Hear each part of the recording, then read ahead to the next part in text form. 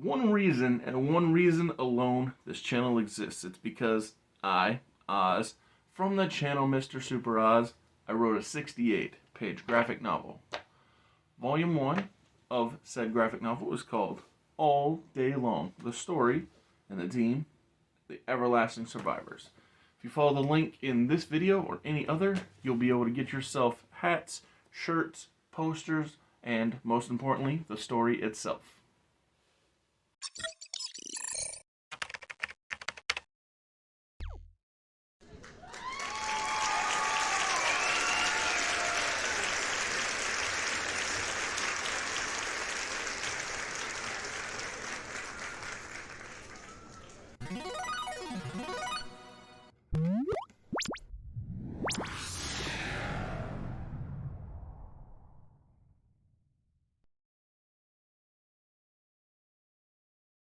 Alright, tag up. Thank you.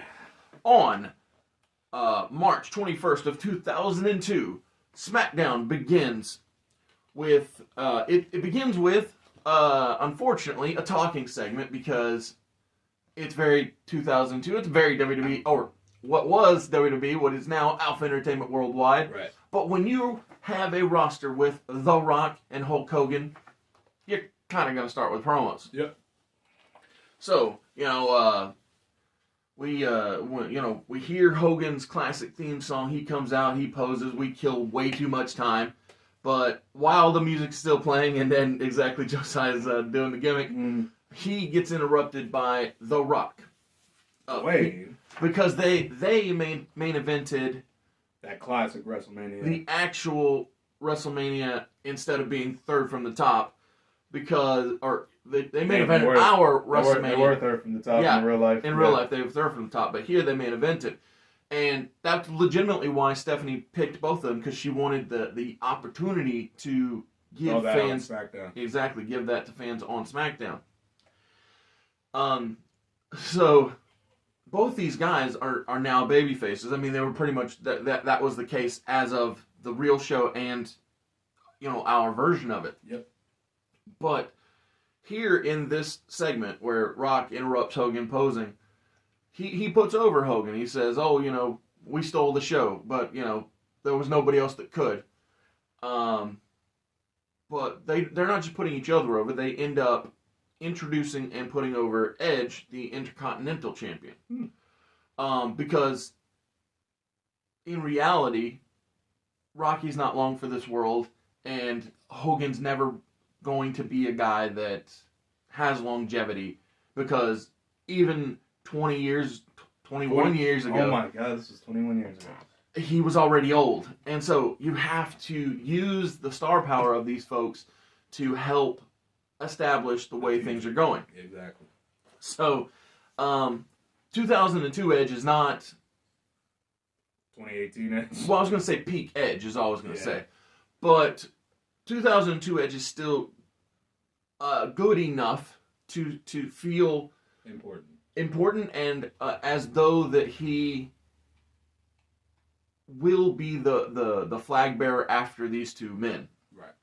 But these three guys are interrupted by the number 10 overall pick for SmackDown, and that being William Regal. Snickety snap. And so he puts over himself how that he is better than all three of these childish men. How that two of them are only about catchphrases, and Edge just is a he's jokester. A little pup. Exactly, he's a pup. And so Edge is not willing to put up with being diminished by Regal, and says, if you want to prove that you're better than me, do it tonight in the main event. And Regal says, only for that Intercontinental Championship. Edge being... Gentleman villain, back at it again. Yes, exactly. And Edge being a dumb babyface agrees, because... Let's do it. Yeah, exactly. He's not exactly got his best interest in heart or in mind. He runs forward straight at it with his heart. Head first, into brick wall. Well, or brass knucks, if you will. The power of the punch. So that opening promo sets up the main event.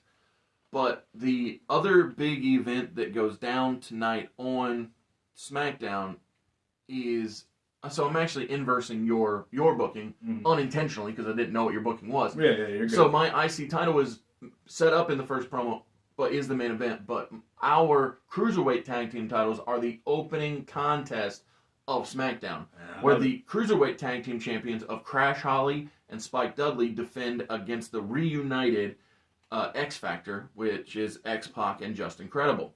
2 great athletes. Oh, absolutely. And they are... Is it called second to the ring when there are 3 guys? I don't know. They're accompanied to the ring.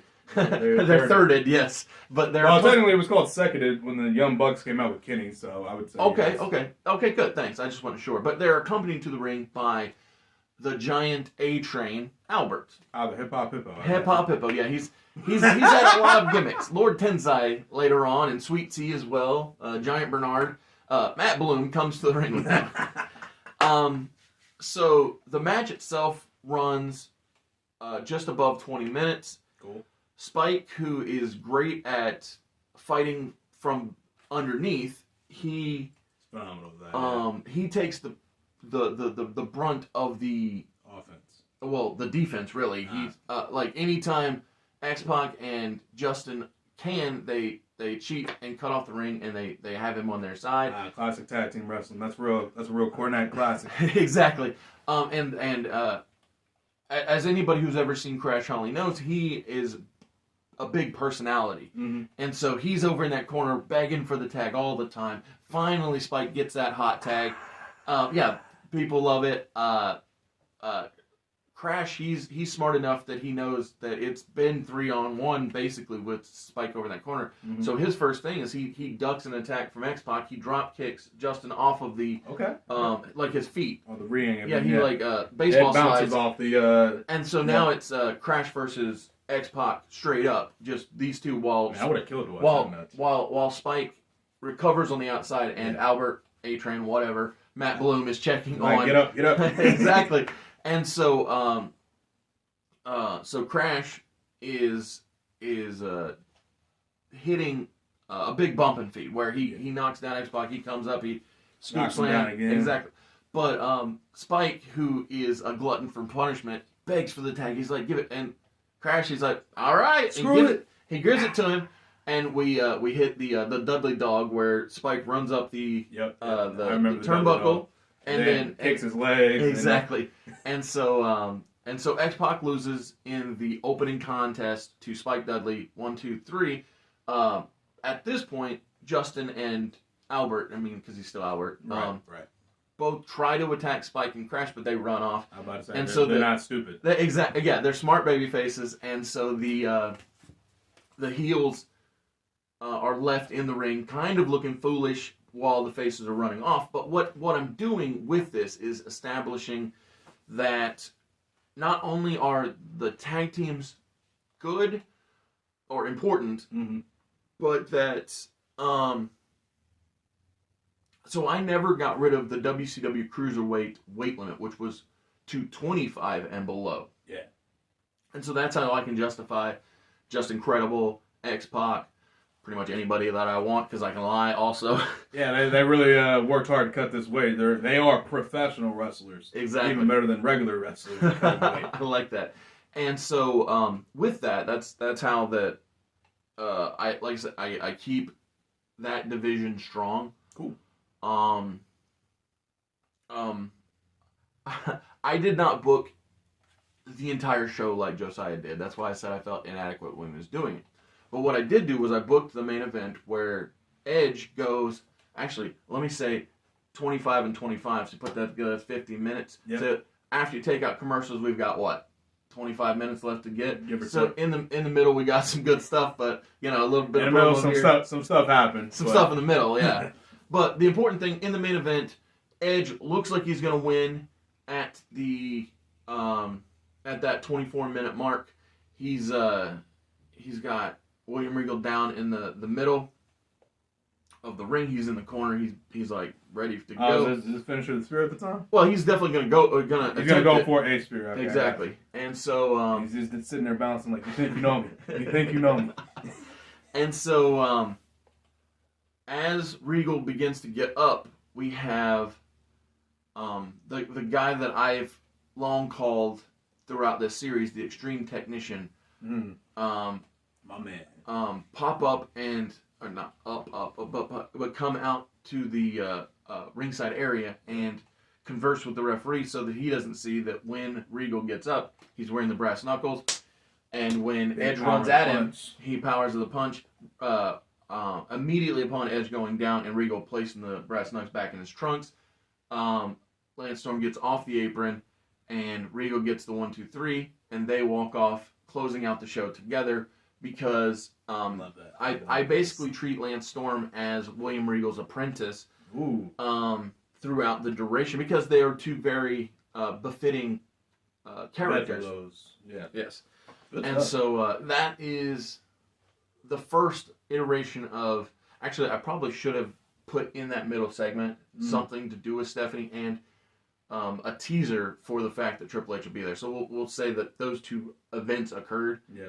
Next week, Triple H will be on the show. Exactly. That way I can do the kiss stealing gimmick, where he walks by and just gives her a little peck to establish, hey, here's what's up. Like, hey, he was on the show. Exactly. I was here.